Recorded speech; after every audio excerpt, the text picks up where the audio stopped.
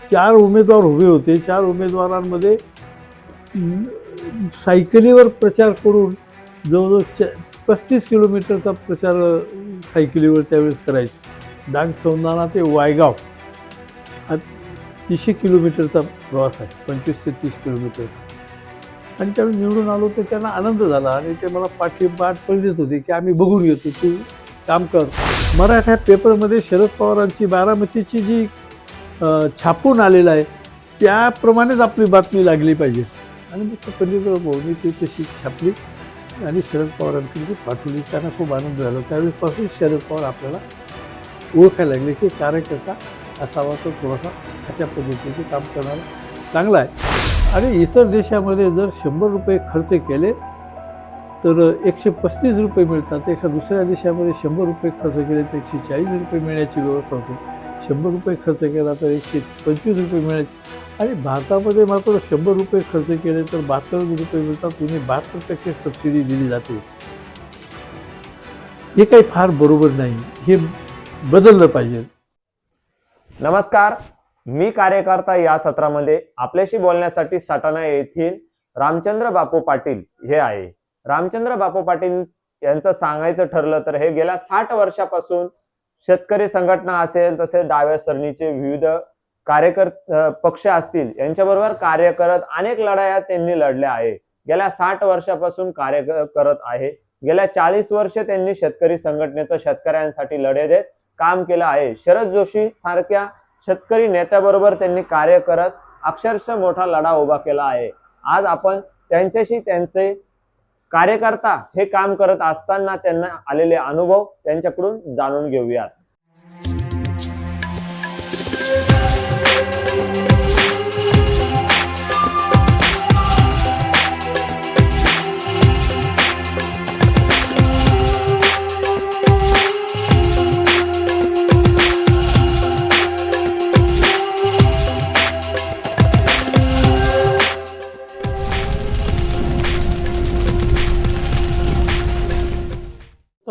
म्हणून काम करत असताना मी छोट्या मोठ्या सामाजिक, राजकीय किंवा शेतकऱ्यांच्या प्रश्नाच्या संदर्भात, मी स्वतः शेतकरी असल्यामुळे मी त्या संदर्भात थोडं हे होतो.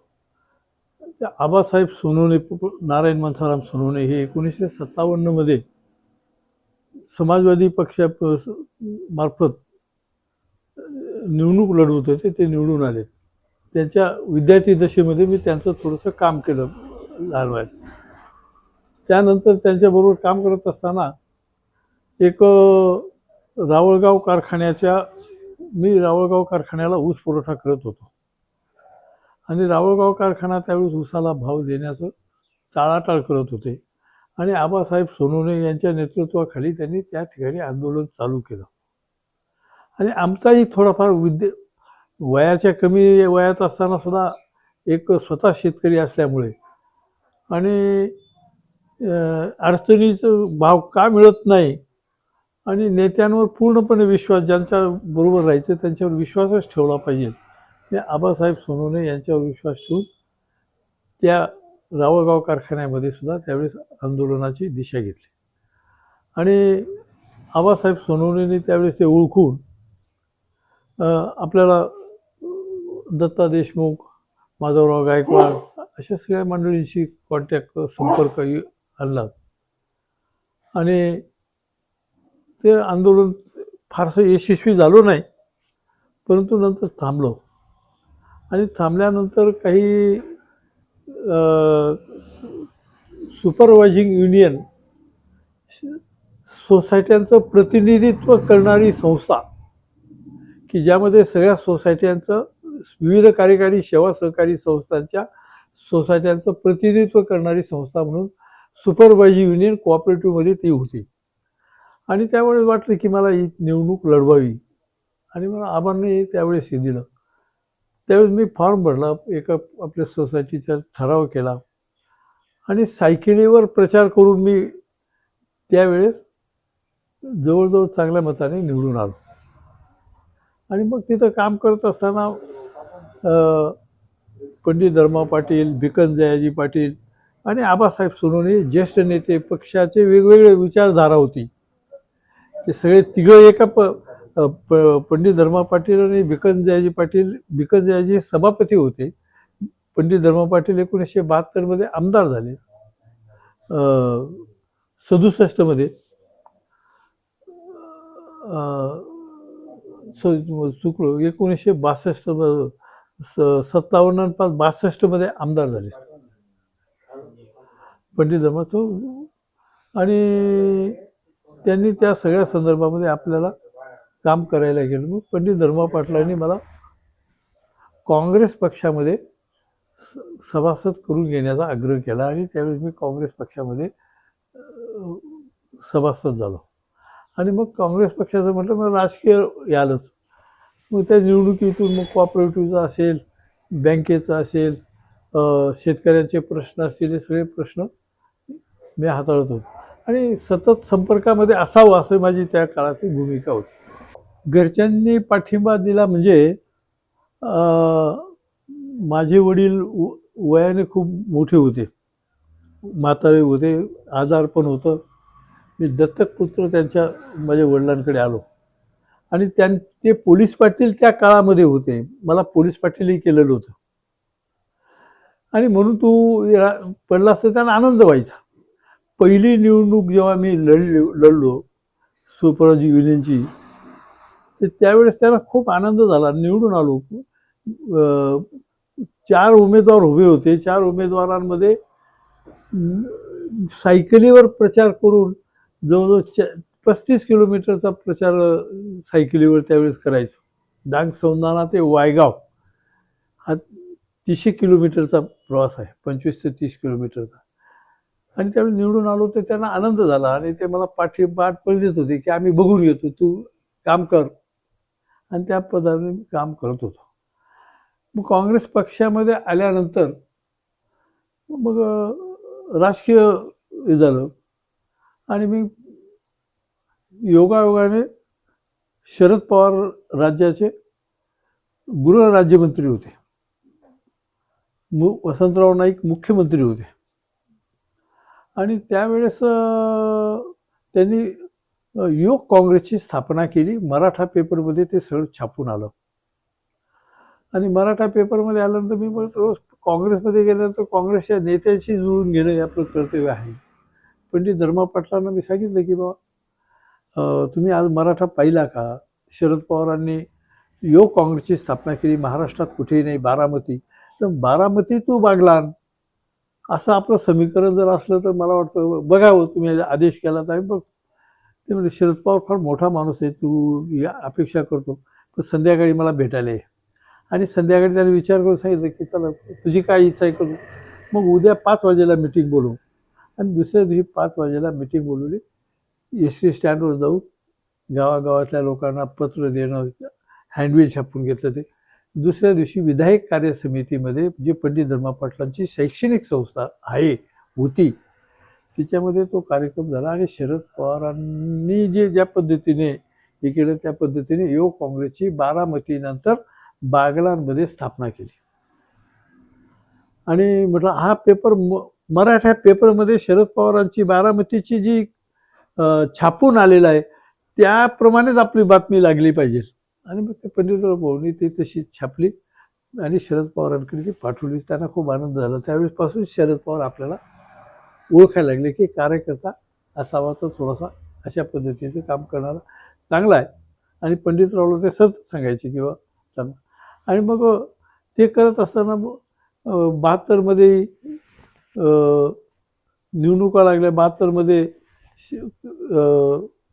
62-57 2 निवडणुका पंडित धर्मांनी जिंकल्या. 72मध्ये त्यांना काही तिकीट मिळालं नाही. मोठा भांबरे म्हणून काँग्रेसचं तिकीट मिळालं आणि आपण पूर्णपणे काँग्रेसला त्यावेळेस मदत करू. बाळासाहेब देसाई पाटण मतदारसंघातून महाराष्ट्रातून विक्रमी मताने पहिल्या लीडने ते आले महाराष्ट्रातून. आणि दुसऱ्या नंबरने बागलाणमधून मोठा भांबरे हे दुसऱ्या पाटण मतदारसंघ आणि बागलाणचं त्याच्याशी जोड मिळाली. हे मला असं वाटायचं की मोठ्या माणसांची ही बागलाणमधूनच झाली पाहिजे. बागलाणचं समीकरण असं जुळलं पाहिजे. बागलाणचा शेतकरी समाज कार्यकर्ता हा अत्यंत जागृत आहे. इंग्रजांच्या काळामध्ये वल्लभभाई पटेलने सुद्धा गवत कापायचं जे आंदोलन केलं त्यावेळेस बागलांच्या वन खात्यामध्येच त्या केलं होतं आणि बागलांचा शेतकरी मोठ्या प्रमाणात त्यांनी सरदार वल्लभभाई पटेलांना त्यावेळेस साथ दिली. अशा सगळ्या परिस्थितीतून राजकारणाला आपली सुरुवात झाली. मग ते करत असताना मी शेतकरी सहकारी संघाची निवडणूक लागली आणि त्या ठिकाणी मी संघामध्ये निवडून आलो आणि दुसऱ्या टर्मला मी शेतकरी सहकारी संघाचा चेअरमन झालो. आणि एक बलाढ्य संस्था होती शेतकरी संघ. शेतकऱ्यांना खतं, बियाणं, औषधं, जे काही शेतीला लागणारे साधन असतील ते मोठं दुकान. फार महाराष्ट्रामध्ये कोल्हापूर आणि सांगलीनंतर बागलांचा शेतकरी सहकारी संघ त्या बरोबरीने होता आणि म्हणून त्या ठिकाणी ते चेअरमन झाल्यानंतर मी त्याही लक्ष दिलं आणि त्या संघाच्या मार्फत शेतकऱ्यांवर जो अन्याय होतो आहे, किमान एखादी आपण आंदोलन करावं अशी माझ्या मनाची कल्पना झाली. मी काही कार्यकर्त्यांना तसं सुचवलं. त्यांनी सांगितलं आणि 19 ऑगस्ट 1980ला मी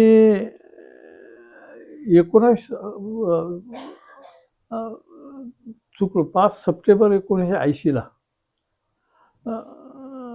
19 ऑगस्ट याला तो मोर्चा इतका बलाढ्य मोर्चा निघाला तालुक्यातून. प्रचंड लोक प्रतिसाद देऊन त्या मोर्चामध्ये सामील झाले आणि ती बातमी लोकसत्ता आणि महाराष्ट्र टाईममध्ये फोटोसहित छापून आली. आणि मी सुद्धा कोणीतरी आपल्याला शरद जोशी नावाचा व्यक्ती, फार विद्वान माणूस पुण्यामध्ये आहेत अशी बातमी मिळाली. आणि द्राक्ष बागायतदार संघाच्या एका सप्टेंबर महिन्यामध्ये जी जनरल मीटिंग होते त्यामध्ये शरद पवार आजही असतात त्यावेळीपासून. तर तिथे त्यांचं भाषण झालं. तर बागलाण तालुक्यातले काही द्राक्ष उत्पादक त्या मिटिंगला होते. त्यांनी आल्या मला सांगितलं की तुम्ही शरद जोशींशी संपर्क, अतिशय फार विद्वान माणूस, त्यांचं भाषण खूप. आणि मग मी त्या संपर्कामध्ये त्यावेळेस आलो. सुदैवाने लोकसत्ता आणि महाराष्ट्रामध्ये जी बातमी आली फोटोसहित, तर शरद जोशींनी ते ओळखलं की बागलाण कुठे आहे, कोणतं काय आहे. तर त्यांनी सटाणा शेतकरी सहकारी संघाचा नंबर त्यांनी कोणाकडून तरी मिळवला, माधवराव खंडेराव वगैरे असं होते. मग ते सटाणाचा संघाचा नंबर 12 नंबर होता. मला त्याचा फोन आला. म्हटलं साहेब, मी तुम्हाला पाहिलं नाही, तुम्ही मला पाहिलं नाही, परंतु मी तुमच्या शोधात होतो. तर म्हणजे तुमचं लोकसत्तेत आणि महाराष्ट्रामध्ये जे पाहिलं तर बागलांची भूमी ही आंदोलनाला अत्यंत यशस्वी अशी भूमी आहे. तर काय म्हटलं, तुम्ही वेळ द्या मला. तर त्यांनी कोणामार्फत तरी ते करून माझ्याशी संपर्क साधायला लावला आणि 5 सप्टेंबर 80 ही तारीख त्यांनी मला दिली. मग 5 सप्टेंबरला नगरपालिकेच्या हॉलमध्ये मी ती मीटिंग घेतली आणि सिलेक्टेड लोक बोलवले आणि माझ्या डोक्यात ती शेतकरी संघटना रजिस्ट्रेशन करायची, एक ऑफिस काढायचं आणि शेतकऱ्यांचे ज्या अडीअडचणी येतील त्या वापर आपण एक माणूस चांगला सुशिक्षित एखादा कार्यकर्ता त्या ठिकाणी हे करायचा आणि शेतकऱ्यांच्या अडीअडचणी सोडवण्याला त्याला मदत करायला लावायची. शरद जोशी 5 सप्टेंबरला आले. तर त्यांना मी पाहिलं नव्हतं, मी त्यांना पाहिलं नव्हतं. मी शरद जोशींऐवजी दुसऱ्याच नेता तब्येतीने वगैरे त्यांना मी शरद जोशी म्हणून हार टाकला आणि त्याने मग ते मिटिंग झाली आणि त्या ठिकाणी प्रल्हाद पाटील कराड, माधवराव खंडेराव मोरे, शरद जोशी आले आणि त्यांची जी भाषणं झाली, सगळं कार्यकर्ते होते, सगळ्या पक्षांची होती. आता काही काँग्रेस असा काही कुठला नव्हता. त्यांनी अत्यंत ग्रामीण भागातल्या शेतकऱ्याला ते पटेल पुढे की बा हा सदर आहे, हा तुमचा सोसायटीचा सदर आहे, सोसायटीकडून जे कर्ज घेतलं त्याचे तो असाच आहे, टोपी एका पतसंस्थेची आहे, धोतर तुमचं मर्चंट बँकेचं आहे, असं त्या एक. म्हणून तुम्हाला तुमच्या कष्टातून काही मिळतं आणि म्हणून तुम्ही स्वतः केलं असं काही ते. आणि ते लोकांना पटलं. खूप बातम्या वगैरे सगळ्या चांगल्या छापून आल्या आणि मग त्यावेळीपासून शरद जोशींच्या बरोबर मी राजकीय पक्षाचा कुठलाही संबंध न ठेवता पंडित धर्मा पाटलांशी माझे ते राजकीय गुरु राजकारणातले आबासाहेब सोनवणे, पंडित धर्मा पाटील आणि भिकन जाजी पाटील 3 गुरु होते माझे. आणि तिघांची सतत त्यांच्या सल्ल्याशिवाय मी काही करत नव्हतो. म्हणजे संयुक्त मुंबई सरकारने लढा तसा आहे. फक्त शेतीमालाला भाव मिळावा शरद जोशींनी म्हटल्याप्रमाणे. मग मी पहिली जी मोठ्या प्रमाणाचा मोर्चा काढला त्याच्यामध्ये मी माझं पत्रक होतं की भुईमुगाच्या शेंगाला 500 रुपये क्विंटलचा भाव द्यावा, कापसाला 700 रुपयाचा भाव द्यावा, असं त्या एक आणि त्या पद्धतीत शरद जोशींचं भाषण ऐकल्यानंतर शरद जोशींनी जेव्हा सांगितलं शेतीमालाला उत्पादन खर्चावर आधारित रास्त भाव मिळू नये अशी व्यवस्था या देशामध्ये आहे. मी जेव्हा युनोमध्ये होतो त्यावेळेस सगळ्या देशातल्या नियोजनाच्या फाईल माझ्याकडे यायच्या आणि त्यावेळेस भारतसारख्या देशामध्ये शेतकरी इतका त्याला त्याच्या उत्पादन खर्च भरून निघत नाही इतका भाव मिळतो, ही सरकारची व्यवस्था आहे. हे आता आणि इतर देशामध्ये जर 100 रुपये खर्च केले तर 135 रुपये मिळतात. एका दुसऱ्या देशामध्ये 100 रुपये खर्च केले तर 140 रुपये मिळण्याची व्यवस्था होते. 100 रुपये खर्च केला तर 125 रुपये मिळायचे. आणि भारतामध्ये मात्र 100 रुपये खर्च केले तर 72 रुपये मिळतात. उणे 72% सबसिडी दिली जाते. हे काही फार बरोबर नाही. हे बदललं पाहिजे.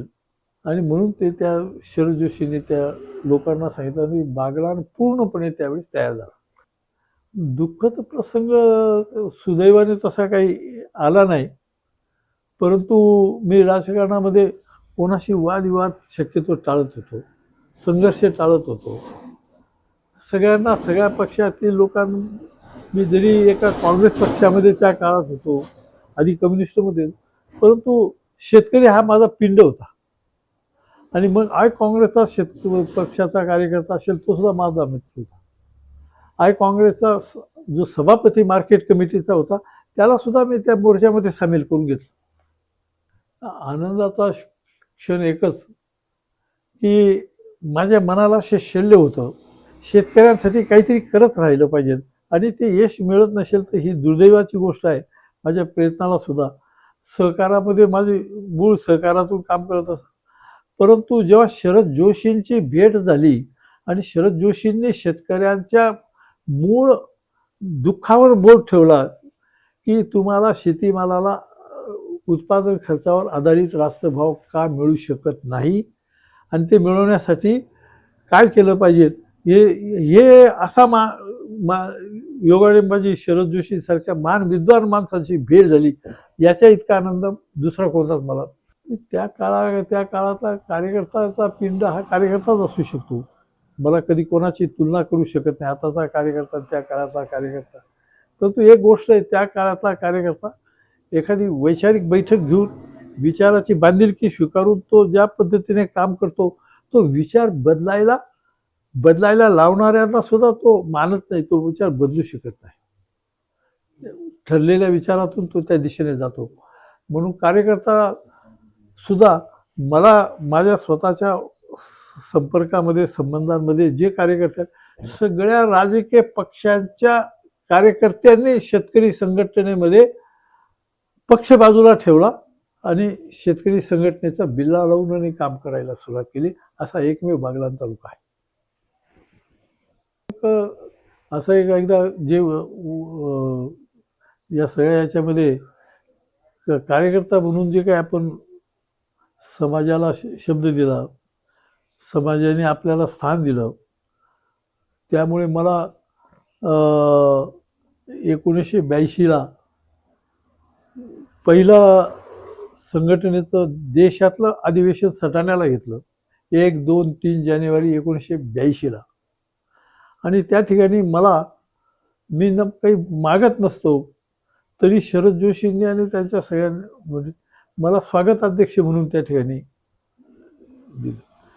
होते काही कार्यकर्त्यांची इच्छा होती, पण मी 1982ला झालो आणि सगळं नियोजन आपण केलं आणि अखिल भारतातून मग ते आंध्रमधून काही लोक आलेत, कर्नाटकमधून आलेत, गुजरातमधून काही लोक आलेत, मध्य प्रदेशातून काही लोक आलेत आणि आणि सगळ्यांनी मोठ्या प्रमाणात ते अधिवेशन भूतो न भविष्यत अशा पद्धतीनं त्यावेळेस ते अधिवेशन झालं. आणि त्या अधिवेशनातलं माझंही भाषण मला पंडित धर्मा पाटील माझे जे नेते म्हणून राजकीय गुरु होते, काँग्रेस पक्षाचे होते, त्यांनी 4 दिवस त्या बसून मला ते भाषण तयार करून दिलं. आणि एक ऐतिहासिक अधिवेशनामध्ये एक चांगल्यापैकी त्या ठिकाणी मला मांडण्याची संधी मिळाली.